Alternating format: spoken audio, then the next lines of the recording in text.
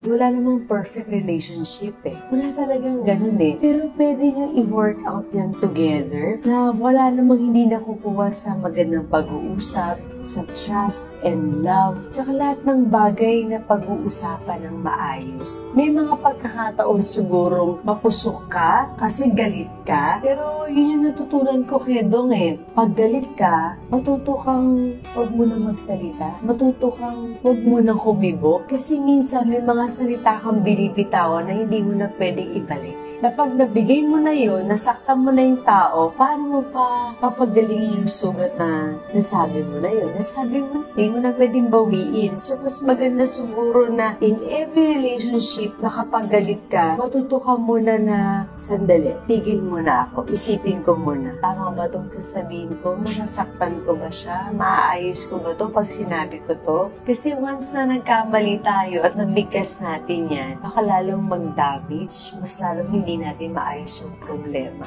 So, matuto tayong tumahimik na muna. Ngayon, pag galagang galit ka, decided ka na na ayaw mo na, go for it. Diba? Gawin mo. Panindigan mo.